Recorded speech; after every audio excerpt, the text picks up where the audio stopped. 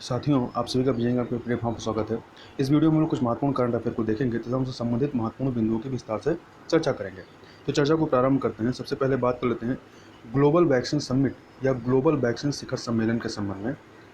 तो हुआ यह है कि भारतीय प्रधानमंत्री ने ब्रिटेन द्वारा आयोजित आभासी ग्लोबल वैक्सीन शिखर सम्मेलन को संबोधित किया है। तो याद रखिएगा, यह वर्चुअल रूप से इसको आयोजित किया गया था और किसके द्वारा आयोजित किया गया है, तो ब्रिटेन के द्वारा इसको आयोजित किया गया था। इस आभासी सम्मेलन में 50 से अधिक देशों के शीर्ष व्यापारियों, संयुक्त राष्ट्र एजेंसियों, नागरिक समाज अर्थात सिविल सोसाइटीज, सरकारी मंत्रियों, राष्ट्राध्यक्षों और नेताओं ने इसमें पार्टिसिपेट किया है। और भारत ने अंतर्राष्ट्रीय वैक्सीन गठबंधन अर्थात international vaccine alliance, global alliance for vaccine and immunisation GAVI को 15 मिलियन अमेरिकी डॉलर देने की प्रतिबद्धता भी जाहिर की है। अब थोड़ी चर्चा हम लोग global alliance for vaccine and immunisation जो है इस संस्था के बारे में बात कर लें तो थोड़ा सा इसका बैकग्राउंड समझे, इसको स्थापित क्यों किया गया था। तो हुआ यह था कि 1990 के दशक में के अंत तक अंतर्राष्ट्रीय टीकाकरण कार्यक्रमों की प्रगति जो है वो रुक गई थी, जिससे विकासशील देशों में लगभग 30 मिलियन बच्चों का घातक बीमारियों के खिलाफ टीकाकरण नहीं हो पाया था। यद्यपि प्रभावी वैक्सीन बाजार में उपलब्ध थी, परंतु विकासशील देश जो हैं इन वैक्सीन की लागत वहन नहीं कर सकते, मतलब ये उनके लिए काफ़ी महंगे पड़ते थे। तो अतः फंडिंग की कमी होने की वजह से इन वैक्सीन को वो परचेज नहीं कर पाते थे। तो इसी के संदर्भ में बिल तथा मेलिंडा गेट्स फाउंडेशन और संस्थापक सहयोगियों के एक समूह ने विकासशील देशों में, तो याद रखिएगा विकासशील देशों में लागत प्रभावी वैक्सीन निर्माण की दिशा में कार्य किया तथा वर्ष 2000 में इसके द्वारा मतलब इनके द्वारा global alliance for vaccine and immunisation GAVI की स्थापना की गई। तो याद रखिए कब स्थापना की, 2000 में इसकी स्थापना की गई थी तथा जो GAVI है यह वर्तमान में दुनिया के लगभग आधे बच्चों को टीकाकरण की सुविधा उपलब्ध कराने का कार्य करता है।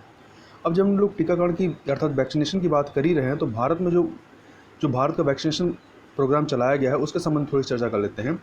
तो भारत में सार्वभौमिक टीकाकरण कार्यक्रम अर्थात यूनिवर्सल इम्यूनाइजेशन प्रोग्राम, जिसको हम लोग शॉर्ट में UIP के नाम से जानते हैं, इसकी शुरुआत वर्ष 1985 में चरणबद्ध तरीके से की गई थी, जो विश्व के सबसे बड़े स्वास्थ्य कार्यक्रमों में से एक था। तो याद रखिएगा, भारत का सार्वभौमिक टीकाकरण कार्यक्रम का प्रारंभ हुआ 1985 में तथा UPI के तहत निम्न टीके उपलब्ध हैं।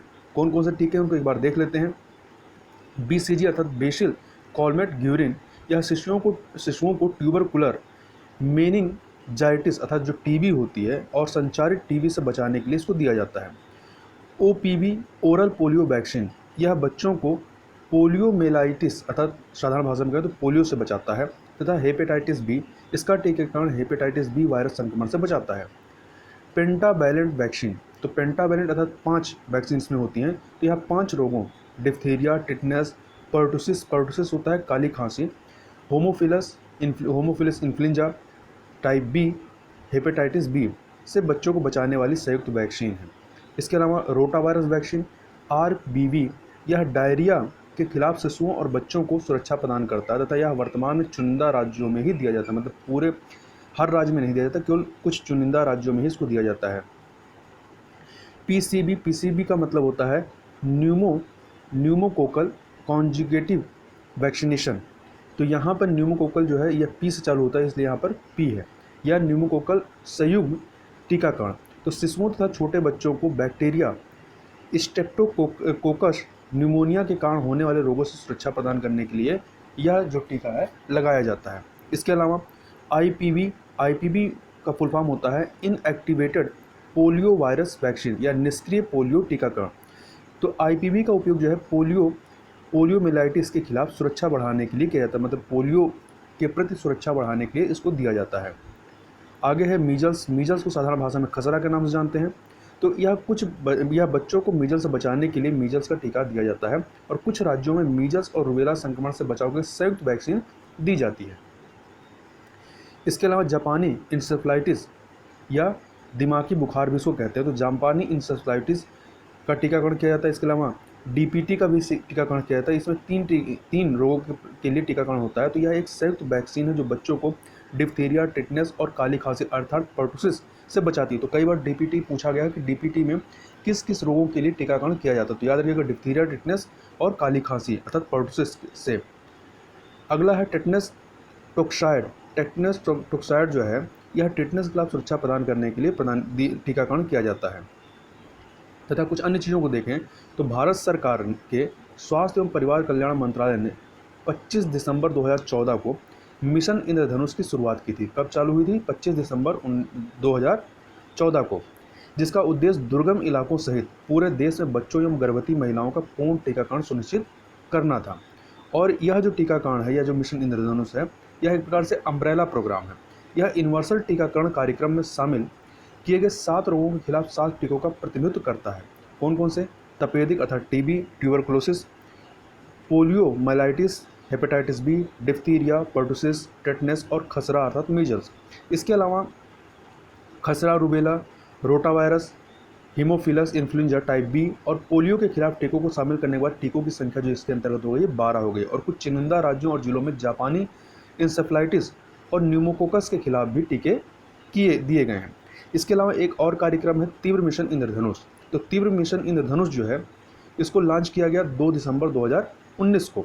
और इस कार्यक्रम के माध्यम से भारत सरकार का लक्ष्य जो है 2 वर्ष से कम आयु के प्रत्येक बच्चे और उन सभी गर्भवती महिलाओं तक पहुंचना है जिनका नियमित टीकाकरण कार्यक्रम के तहत टीकाकरण नहीं हो पाया, मतलब जो छूट गए हैं उनका टीकाकरण करना है। और इस मिशन के अंतर्गत 2020 तक पूर्ण टीकाकरण का लक्ष्य रखा गया है, मतलब 2020 तक हमें कंप्लीटली वैक्सीनेशन कर देना है। इसके अलावा भारत ने वैक्सीन आपूर्ति श्रृंखला अर्थात वैक्सीन सप्लाई चेन का पूरी तरह डिजिटलीकरण कर दिया है तथा वैक्सीन कार्यक्रम की निगरानी के लिए इलेक्ट्रॉनिक वैक्सीन इंटेलिजेंस नेटवर्क अर्थात EVIN प्रणाली विकसित की है। तो यदि कहीं पे आ जाए कि EVIN क्या है, तो याद रखिएगा इलेक्ट्रॉनिक वैक्सीन इंटेलिजेंस नेटवर्क है, जो कि वैक्सीन कार्यक्रम की निगरानी करने के लिए इसको स्थापित किया गया है। आगे चलते हैं, अगला है मालाबार नौसैनिक अभ्यास के संबंध में। तो कॉन्टेक्स्ट यह है कि हाल ही में भारत सरकार द्वारा ऑस्ट्रेलिया को मालाबार नौसैनिक अभ्यास में शामिल करने का विचार किया जा रहा है। तब थोड़ा सा चर्चा पहले हम लोग मालाबार नौसैनिक जो अभ्यास है इसके संबंध में कर लें। तो मालाबार नौसैनिक अभ्यास जो है यह भारत, अमेरिका और जापान की नौसेनाओं के बीच वार्षिक रूप से आयोजित किया जाने वाला एक त्रिपक्षीय सैन्य अभ्यास है। तो याद रखिएगा इसमें 3 देश शामिल हैं, भारत, अमेरिका और जापान। और अब जो है ऑस्ट्रेलिया को भी इसमें शामिल करने की चर्चा चल रही है।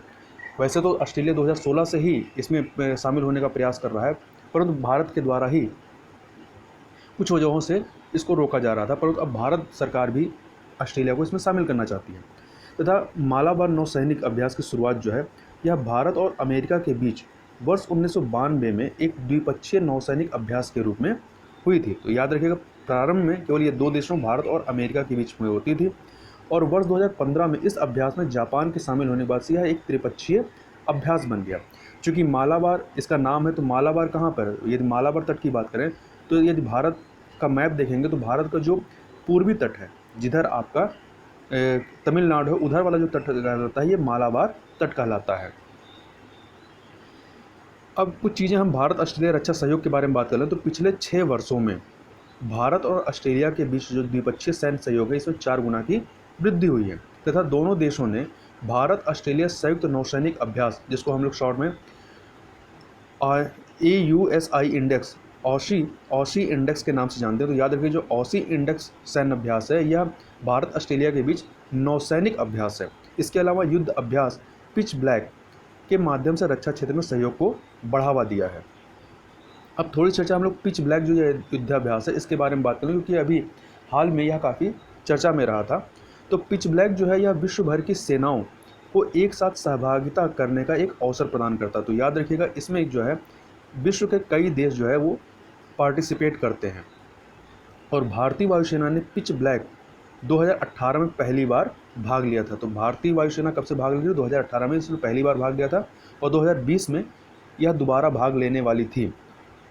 अभ्यास पिच ब्लैक जो है यह रॉयल ऑस्ट्रेलियन एयर फोर्स द्वारा आयोजित एक द्विवार्षिक युद्धाभ्यास है जिसकी शुरुआत वर्ष 1981 में हुई थी। तो याद रखिएगा पिच ब्लैक के संबंध में यह प्रत्येक वर्ष नहीं होती बल्कि प्रत्येक 2 वर्ष पर द्विवार्षिक रूप से आयोजित होती है और इसकी शुरुआत 1981 में हुई थी। तथा हाल ही में चर्चा में इसलिए थी कि कोविड-19 के कारण ऑस्ट्रेलिया में 27 जुलाई से 14 अगस्त तक होने वाले प्रमुख बहुपक्षीय हवाई युद्धाभ्यास पिच ब्लैक 2020 को रद्द कर दिया गया। तो चूंकि यह रद्द कर दिया गया इसलिए यह न्यूज़ में था। तो इस प्रकार से भारत जो कि पहली बार 2018 में पार्टिसिपेट किया था, 2020 में दोबारा पार्टिसिपेट करने वाला था, तो यह युद्धाभ्यास टाल दिया गया है। अब कुछ अन्य चीज़ों को देख लें तो म्यूचुअल लॉजिस्टिक सपोर्ट एग्रीमेंट, जिसको शॉर्ट में हम लोग एमएलसा या एमएलसा के नाम से जानते हैं, तो यह भारत और ऑस्ट्रेलिया के बीच होने वाला एक समझौता है जो अभी इस पर हस्ताक्षर नहीं हुआ है। इस समझौते के तहत दोनों देश एक दूसरे के सैन्य अड्डों का उपयोग कर सकेंगे जब इस समझौते पर हस्ताक्षर हो जाएगा। यह समझौता दोनों देशों के लिए सैन्य आपूर्ति को आसान बनाने के साथ साथ परिचालन सुधार में भी सहयोग करेगा। तथा अब इस पर हस्ताक्षर हो क्यों नहीं पाया था? तो हस्ताक्षर इसलिए नहीं हो पाया कि जनवरी 2020 में ऑस्ट्रेलिया की वनाग्नि, मतलब वहाँ पर जो जंगलों में जो आग लग गई थी, उसकी वजह से जो वहाँ के प्रधानमंत्री भारत के दौरे पर आने वाले थे वो उन्होंने अपनी यात्रा रद्द की। उसके बाद आपका मार्च 2020 से ही कोविड-19 का प्रकोप फैला हुआ है, तो इसकी वजह से भी क्या है कि यात्रा हो नहीं पाई। तो यह समझौता हस्ताक्षरित होने में इसमें विलम्ब हो रहा है इन वजहों से। तथा वर्ष 2016 में भारत और अमेरिका के बीच logistic exchange memorandum of agreement, जिसको हम लोग लीमो के नाम से जानते हैं, लिमोआ, तो लिमोआ पर हस्ताक्षर करने के बाद ऑस्ट्रेलिया पहला देश बना है जिसने भारत के साथ के समक्ष म्यूचुअल लॉजिस्टिक सपोर्ट एग्रीमेंट एमएलसा का मसौदा प्रस्तुत किया था। तो यह जो अमेरिका के साथ हमने लिमोआ पर हस्ताक्षर किया है logistic exchange memorandum of agreement, तो इसमें भी क्या है कि हम एक दूसरे के जो पोर्ट हैं उसका इस्तेमाल कर सकेंगे, मतलब जो सैन्य अड्डे हैं उसका हम लोग एक दूसरे का इस्तेमाल कर सकेंगे। तो यही इसी के संबंध में हस्ताक्षर हुआ था। ऐसा ही हस्ताक्षर हम अब जो है भारत और ऑस्ट्रेलिया के मध्य होना है। आगे चलते हैं, आगे बात करते हैं the urban learning internship programme या ट्यूलिप के संबंध में। तो याद रखिएगा ट्यूलिप का फुल फॉर्म क्या है? The urban learning internship programme. तो हाल ही में केंद्र सरकार ने ट्यूलिप कार्यक्रम को लॉन्च किया है। अब इस कार्यक्रम के बारे में देखें तो अपनी तरह के इस पहले कार्यक्रम में स्नातक, तो याद रखिएगा स्नातक स्तर की शिक्षा पूरी कर चुके, तो यह कथन के रूप में पूछा जा सकता है कि इंटर तक की कक्षा पूरी कर चुके या स्कूल शिक्षा छोड़ चुके, तो नहीं, स्नातक स्तर की शिक्षा पूरी कर चुके छात्रों को देश भर के शहरी स्थानीय निकाय अर्थात अर्बन लोकल बॉडीज एवं स्मार्ट सिटी जैसी परियोजनाओं में इंटर्नशिप करने का अवसर मिलेगा। और यह जो इंटर्नशिप की जो अवधि होगी यह 8 सप्ताह से लेकर के 1 वर्ष तक हो सकती है। और इससे संबंधित जो है एक पोर्टल को भी लॉन्च किया गया है। द ट्यूलिप कार्यक्रम जो है यह 4400 शहरी स्थानीय निकायों और स्मार्ट शहरों के माध्यम से भारत में इंटर्नशिप का एक बड़ा अवसर प्रदान करेगा। अब चूंकि जो छात्र होंगे जिन्होंने स्नातक तक की शिक्षा पूरी कर ली है, वो ये शहरी स्थानीय निकायों स्मार्ट शहरों में जो कार्यक्रम होंगे वहाँ पर ये इंटर्नशिप कर सकेंगे और वह जो वास्तविक सिचुएशन में किस प्रकार से चीज़ों को डील करना होता है, तो वो जो अनुभव होता है और जो तनाव किस प्रकार से झेलना है, इन सब के बारे में वो बेहतर तरीके से सीख सकेंगे। तो एक प्रकार से क्या होगा कि इसके माध्यम से, इस कार्यक्रम के माध्यम से एक स्किल्ड जो मानव संसाधन है वो तैयार किया जा सकेगा। और जो इंडस्ट्रीज होंगे जिनको जिस प्रकार के मानव संसाधन की आवश्यकता होगी, तो वो इन लोगों में से अपने चुनाव कर सकते हैं। तथा इससे फ़ायदा ये होगा कि जो छात्र होंगे उनके सामने जो है विभिन्न प्रकार के अवसरों की जो संख्या है वो बढ़ जाएगी। तथा ये जो कार्यक्रम है, इस कार्यक्रम का कोई भी विशिष्ट बजट निर्धारित नहीं किया गया, मतलब अभी तक इसके लिए कोई अलग से बजट निर्धारित नहीं किया गया है। किंतु शहरी स्थानीय निकाय और स्मार्ट सिटी चाहे तो वेतन अथवा भत्तों का भुगतान करने के लिए केंद्र द्वारा आवंटित जो प्रशासनिक खर्चा हैं उन खर्चों का उपयोग कर सकते हैं। तथा इस संबंध में वो अपनी स्वयं की चयन प्रक्रिया भी निर्धारित कर सकते हैं कि मतलब वो किस प्रकार से इन चीज़ों को खर्च करना चाहते हैं, उसके संबंध में वो अपनी एक प्रक्रिया बना सकते हैं जो शहरी स्थानीय निकाय होंगे या जो स्मार्ट सिटी प्राधिकरण होगा।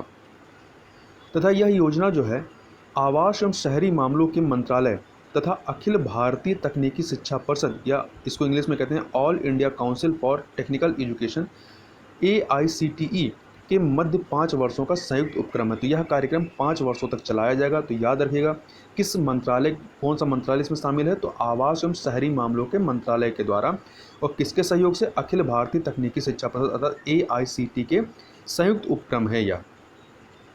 और इसके लिए जो आवेदक जो इंटर्नशिप के लिए आवेदन करेंगे वो उनका भारतीय नागरिक होना आवश्यक है और ऐसे भारतीय नागरिक जिसने बीते 18 महीनों के भीतर कॉलेज का अंतिम वर्ष पूरा कर लिया हो, मतलब उसने ग्रेजुएशन पूरी कर ली हो। अब थोड़ी चर्चा हम लोग अखिल भारतीय तकनीकी शिक्षा परिषद अर्थात all India council for technical education AICTE के संबंध में कर लेते हैं।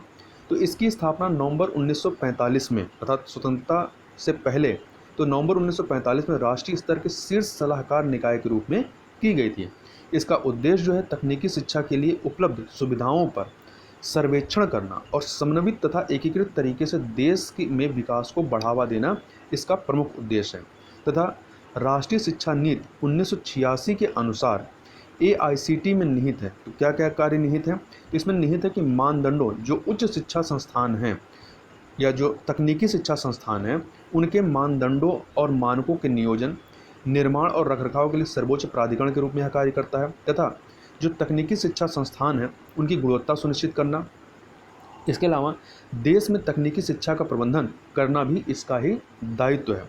और यह किस मंत्रालय के तहत आता है? तो यह मानव संसाधन विकास मंत्रालय के अंतर्गत उच्चतर शिक्षा विभाग है, उसके अंतर्गत यह एक स्वायत्त निकाय के रूप में कार्य करती है। आगे चलते हैं, आगे बात कर लेते हैं आर्कटिक क्षेत्र में तेल रिसाव के संबंध में। तो कॉन्टेक्स्ट यह है कि रूस के आर्कटिक क्षेत्र में स्थित अवरनाया नदी में बड़े पैमाने पर तेल रिसाव या ऑयल स्पिल की दुर्घटना के बाद रूसी राष्ट्रपति द्वारा आपातकाल की घोषणा की गई है। तो यहाँ पर याद रखिएगा अम्बरनाया, यह नदी कहाँ पर स्थित है? तो यह रूस में स्थित है। अब इस जो घटना पूरी घटी है इसके संबंध में कुछ अन्य चीज़ों को देख लें। तो अम्बरनाया नदी जिसमें तेल रिसाव हुआ है, यह पर्यावरणीय दृष्टि से संवेदनशील क्षेत्र में बहने वाली नदी है और 20,000 टन डीजल फैलने के बाद नदी की सतह जो है गहरी लाल रंग की हो गई है। अब यह घटना हुई कहाँ पर है? तो एक नगर है नोरिलस्क नगर, जो कि आर्कटिक सर्किल जो है 66.5 डिग्री 32 मिनट नॉर्थ अक्षांश से होकर के गुजरती है। तो ये आर्कटिक सर्किल के ऊपर स्थित एक नगर है। इसके पास एक बिजली संयंत्र है, यहीं पर एक बिजली संयंत्र है। तो उस बिजली संयंत्र के ईंधन टैंक के गिर जाने के कारण यह जो घटना हुई है, यह जो तेल का जो रिसाव हुआ है उसके कारण हुई है। और यह जो दुर्घटना है यह आधुनिक रूसी इतिहास की दूसरी बड़ी तेल रिसाव घटना है। इससे पूर्व ऐसी दुर्घटना वर्ष 1994 में हुई थी। अब कारणों की बात कर लेते हैं कि यह रिसाव हुआ कैसे, यह दुर्घटना हुई क्यों है।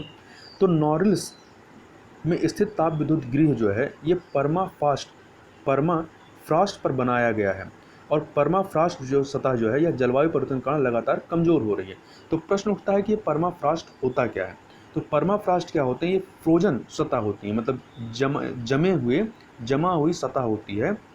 तो इसको यदि देखें तो परमाफ्रॉस्ट जो होते हैं ये ऐसे स्थान को कहते हैं जो कम से कम लगातार 2 वर्षों तक कम तापमान पर होने के कारण जमा हुआ और फ्रोजन अवस्था में हो।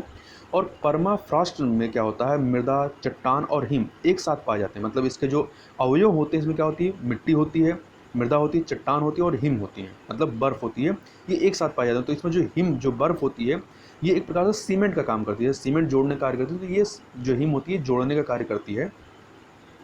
और जब क्या होता है कि धीरे धीरे वहाँ का टेम्परेचर बढ़ता है तो ये जो हिम होती पिघलती है और ये पूरी सतह होती है वो खिसक जाती है, टूट जाती है, जिसकी वजह से इस प्रकार की घटनाएं होती हैं। और जो परमाफ्रॉस्ट होता है तो परमाफ्रॉस्ट की ऊपरी परत जिसे सक्रिय परत या एक्टिव लेयर कहा जाता है, तो ये ऊपरी सक्रिय परत में क्या होता है कि जो हिम होती है वो ग्रीष्मकाल में पिघल जाती है। और याद रखिएगा कि उत्तरी गोलार्ध में लगभग 1/4 भूमि क्षेत्र में जो है 1/4 1/4 क्षेत्र में परमाफ्रॉस्ट पाया जाता है। और परमाफ्रॉस्ट पर हमेशा हिमावरण नहीं पाया जाता है, मतलब ऐसा नहीं कि हमेशा वहाँ पे बर्फ़ ही होती है, परंतु जो सतह होती है वो उसमें बर्फ़ होती है और वही जब पिघलती है धीरे धीरे करके तो ये चट्टानें जो होती हैं या जो सतह होती है वो टूटती है। तो इसमें आगे देखें तो परमाफ्रॉस्ट पिघलने के कारण वह जो आधार था, जिस आधार पर यह संयंत्र का ईंधन टैंक टिका हुआ था वह कमज़ोर हो गया, वह आधार कमज़ोर हो गया, जिससे यह तेल रिसाव की दुर्घटना हो गई है। मतलब जो उसका पिलर था वो टूट गया और यह ईंधन टैंक जो है यहाँ पर 30 वर्षों से टिका हुआ था। अब इसका प्रभाव क्या होगा? तो इसका सबसे बड़ा प्रभाव यह होगा कि जो नदी अम्बरनाया जो नदी है यह आगे जाके एक झील से मिलती है। तो यदि चूँकि यह नदी क्या है, इसकी वजह से तेल रिसाव की वजह से मतलब प्रदूषित हुई है, पूरा इसमें तेल ही तेल हो गया है, तो ये आगे जाकर ये झील में मिलती है, इसका पानी जाकर मिलेगा तो आगे जाकर के वो पर्यावरणीय दृष्टिकोण से और ज़्यादा नुकसानदायक हो जाएगा और इस नदी की सफाई करना काफ़ी मुश्किल है। तथा इसके अलावा आर्कटिक जलमार्ग के अवरुद्ध हो जाने के कारण कम से कम $76 मिलियन का नुकसान होने की उम्मीद है। तथा इसके अलावा जो तेल रिसाव है, तेल रिसाव से वायुमंडल में ग्रीन हाउस गैसों में वृद्धि तथा मृदा प्रदूषण में भी वृद्धि होगी। तो यहाँ पर हमने परमाफ्रॉस्ट का सक्रिय परत को समझ लिया है। अब थोड़ा सा हम लोग चर्चा कर लेते हैं आर्कटिक परिषद के संबंध में, चूँकि यहीं से संबंधित आर्कटिक परिषद है। तो आर्कटिक परिषद होता क्या है? तो यह एक उच्च स्तरीय अंतर सरकारी फोरम है। तो याद रखिएगा, आर्कटिक परिषद यह एक उच्च स्तरीय अंतर सरकारी फोरम है और इसकी स्थापना वर्ष 1996 में ओटावा घोषणा के तहत आर्कटिक देशों के मध्य सहयोग, समन्वय और बातचीत को बढ़ावा देने के लिए की गई थी। कब की गई थी? 1996 में। किस घोषणा के द्वारा? ओटावा घोषणा के द्वारा। तथा यह जो है आर्कटिक के आसपास स्थित देश जो हैं इसके सदस्य हैं। तो इसके सदस्यों की संख्या कितनी है? 8 है। तो अब इसके अगल बगल 8 देश कौन कौन से हैं उनके नाम याद रखिएगा। रूस, America, Canada, Norway, Denmark, Sweden, Iceland और फिनलैंड। तो ये इसके 8 सदस्य देश हैं। तथा यदि पर्यवेक्षक राष्ट्र का दर्जा देखें तो इसमें किसको किसको पर्यवेक्षक राष्ट्र का दर्जा प्रदान किया गया? तो चीन, भारत, दक्षिण कोरिया, सिंगापुर, इटली और जापान को परिषद में पर्यवेक्षक का दर्जा प्राप्त है। तो इस प्रकार से याद रखिएगा कि भारत को इसका आर्कटिक परिषद का पर्यवेक्षक का दर्जा प्राप्त है और भारत को पर्यवेक्षक का दर्जा किरुना घोषणा के माध्यम से दिया गया था और पहली बार इसको 2013 में पर्यवेक्षक का दर्जा प्रदान किया गया था। और इसका हेडक्वार्टर कहाँ है? तो इसका हेडक्वार्टर नॉर्वे के ट्रोम्सो में है। कहाँ पर है? नॉर्वे के ट्रोम्सो में। यहाँ एक कथन और याद रखिएगा कि भारत का जो अपना आर्कटिक अनुसंधान स्टेशन जिसका नाम हिमाद्री है, यह 2008 से नॉर्वे के स्वालबार्ड नामक स्थान पर स्थित है। आगे चलते हैं, आगे बात कर लेते हैं centre for science and environment के संबंध में, या इसको शॉर्ट में हम लोग CSE के नाम से जानते हैं।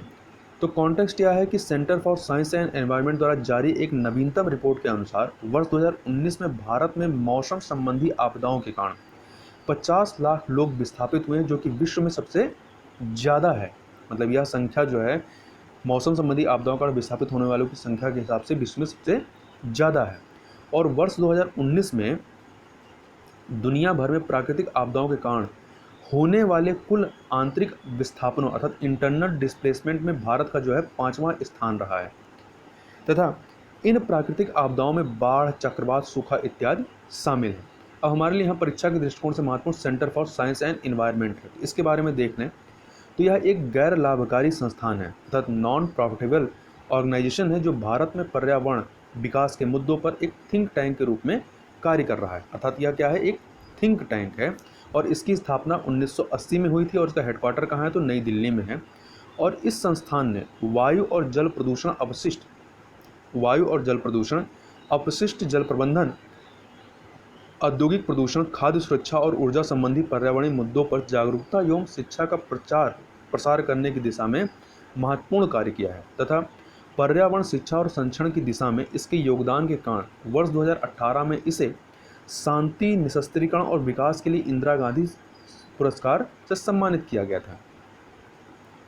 कुछ यहीं पर अन्य चीज़ें देख लें तो संयुक्त राष्ट्र बाल कोष यूनिसेफ द्वारा जारी एक हालिया रिपोर्ट के अनुसार वर्ष 2019 में भारत में प्राकृतिक आपदाओं, संघर्ष और हिंसा के कारण 5 मिलियन से अधिक लोग जो है वो आंतरिक रूप से विस्थापित हुए हैं। तो यह संयुक्त राष्ट्र बाल कोष की भी अर्थात यूनिसेफ की भी एक रिपोर्ट है जिसमें यह बताया गया है। और वर्ष 2019 में भारत में आंतरिक रूप से सर्वाधिक विस्थापन हुआ है। ठीक है, और भारत के बाद सबसे ज़्यादा विस्थापन कहाँ पे हुआ है? तो भारत के बाद जो नंबर आता है वो आपका फिलीपींस, बांग्लादेश और चीन का स्थान आता है। तथा भारत, फिलीपींस, बांग्लादेश और चीन जो हैं ये प्राकृतिक आपदाओं से प्रभावित होने वाले शीर्ष देशों में स्थित हैं या शीर्ष देशों में शामिल हैं। अब थोड़ी चर्चा हम लोग संयुक्त राष्ट्र बाल कोष तथा यूनिसेफ के बारे में कर लें तो यूनिसेफ इसको संयुक्त राष्ट्र महासभा द्वारा 11 दिसंबर 1946 को बनाया गया था। पूर्व में इसे संयुक्त राष्ट्र अंतर्राष्ट्रीय बाल आपातकालीन कोष भी कहा जाता था और पोलैंड के चिकित्सक लुडविग राशमन ने यूनिसेफ का गठन करने में प्रमुख भूमिका निभाई थी। और इसको स्थापित करने का मुख्य उद्देश्य क्या था? तो इसे बनाने का जो प्रमुख उद्देश्य था वो द्वितीय विश्व युद्ध में तबाह हुए देशों में बच्चों और माताओं को आपातकालीन स्थिति में भोजन और स्वास्थ्य सेवा उपलब्ध कराना इसका उद्देश्य था। और यह 1953 में यह संयुक्त राष्ट्र का एक स्थायी हिस्सा बन गया। और ये इसका हेडक्वार्टर की बात करें तो कहाँ पर है? तो यूनिसेफ का हेडक्वार्टर जो है न्यूयॉर्क में है। कई बार कन्फ्यूजन होता है यूनिसेफ और यूनेस्को में। तो यूनिसेफ का जो हेडक्वार्टर है न्यूयॉर्क में है और आपका यूनेस्को का कहाँ पे है, तो उसका पेरिस में है। ये चीज़ याद रखिएगा। अब कुछ हम लोग टिडबिट्स करंट अफेयर देख लेते हैं, जो कि आप वन लाइनर की तरह समझ सकते हैं या जिसके बारे में बहुत विस्तार से बताने की ज़रूरत नहीं है। तो ऐसे करंट अफेयर, तो पहला है इसमें समर ट्रीट्स अभियान। तो यह जो अभियान है प्राइवेट सेक्टर के HDFC बैंक ने इसको प्रारंभ किया है। इस अभियान के तहत बैंक जो है बड़े उपकरणों के लिए नो कास्ट EMI और नो डाउन पेमेंट की पेशकश करेगा। तो बस इतना याद रखिएगा, समर ट्रीट्स अभियान किसके द्वारा प्रारंभ किया गया, तो HDFC बैंक के द्वारा, जो कि प्राइवेट सेक्टर का बैंक है। आगे बात कर लेते हैं ब्रजेंद्र नवनीत के संबंध में। तो ब्रजेंद्र नवनीत जो है यह क्यों चर्चा में है, तो भारत ने ब्रजेंद्र नवनीत को विश्व व्यापार संगठन अर्थात WTO वर्ल्ड ट्रेड ऑर्गेनाइजेशन में भारत का नया राजदूत नियुक्त किया है और ये JS दीपक का स्थान लेंगे तथा ब्रजेंद्र नवनीत जो है इन्हें भारत के स्थायी मिशन अर्थात परमानेंट मिशन ऑफ इंडिया अर्थात PMI में जिनेवा में WTO में तैनात किया जाएगा। इसके अलावा एक नियुक्ति और हुई है अनवर हुसैन सिख की। तो अनवर हुसैन सिख को PMI अर्थात परमानेंट मिशन ऑफ इंडिया में WTO जिनेवा में काउंसलर के पद पर नियुक्त किया गया है। अब थोड़ा सा WTO के बारे में देखें तो WTO की स्थापना कब हुई है, 1 जनवरी 1995 में। 1 जनवरी 1995 में WTO वर्ल्ड ट्रेड ऑर्गेनाइजेशन की स्थापना हुई है। इसका हेडक्वार्टर कहाँ है, तो स्विट्जरलैंड के जिनेवा में, और इसमें 164 देश शामिल है और भारत भी इसका सदस्य है। आगे बात कर लेते हैं राजीव टोपनो के संबंध में। तो राजीव टोपनो चर्चा में क्यों आए हैं, तो राजीव टोपनो को वाशिंगटन DC में विश्व बैंक के कार्यकारी निदेशक अर्थात एग्जीक्यूटिव डायरेक्टर का वरिष्ठ सलाहकार सीनियर एडवाइजर नियुक्त किया गया है और वर्तमान में ये 2014 से प्रधानमंत्री के निजी सचिव के रूप में कार्य करते थे। अब इनको जो है विश्व बैंक के कार्यकारी निदेशक के वरिष्ठ सलाहकार के रूप में नियुक्त किया गया है। यदि विश्व बैंक की बात करें तो इसकी स्थापना जुलाई 1944 में हुई थी और इसका हेडक्वार्टर कहाँ है, वाशिंगटन DC में है। अगला है मेरा वतन मोबाइल ऐप। तो मेरा वतन मोबाइल ऐप है क्या, तो जम्मू कश्मीर के उपराज्यपाल गिरीश चंद्र मुर्मू ने सरकारी कर्मचारियों के सैलरी ट्रैकर मोबाइल ऐप जिसका नाम है मेरा वतन मोबाइल ऐप लॉन्च किया। तो याद रखिएगा मेरा वतन मोबाइल ऐप क्या है, यह जो सरकारी कर्मचारी हैं जम्मू कश्मीर के उनके सैलरी को ट्रैक करने के लिए, मतलब सैलरी के संबंध में अपडेट प्रदान करने के लिए यह मोबाइल ऐप लॉन्च किया गया है। और यहाँ यह भी याद रखिएगा कि जम्मू कश्मीर के उपराज्यपाल का नाम क्या है, गिरीश चंद्र मुर्मू नाम है।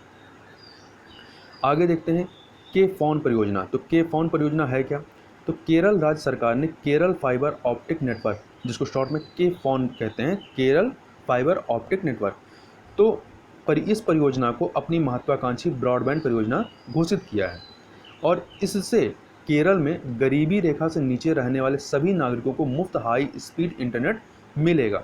तो इस तरह से केरल जो है गरीब लोगों को मुफ्त हाई स्पीड ब्रॉडबैंड प्रदान करने वाला पहला राज्य हो गया है। तो यदि कहीं पर आए तो याद रखिएगा केरल का नाम। और केरल जो है पिछले साल ही इंटरनेट सभी नागरिकों का एक मौलिक अधिकार की घोषणा करने वाला पहला राज्य बन गया था। तो याद रखिएगा कि पहला राज्य कौन सा है जिसने इंटरनेट सभी नागरिकों का एक मौलिक अधिकार की घोषणा की थी, तो यह केरल है। तो इस प्रकार से यह कुछ महत्वपूर्ण करंट अफेयर को हमने यहाँ पर देखा। तो इस वीडियो में बस इतना ही, मिलते हैं नेक्स्ट वीडियो में, तब तक के लिए बहुत बहुत धन्यवाद।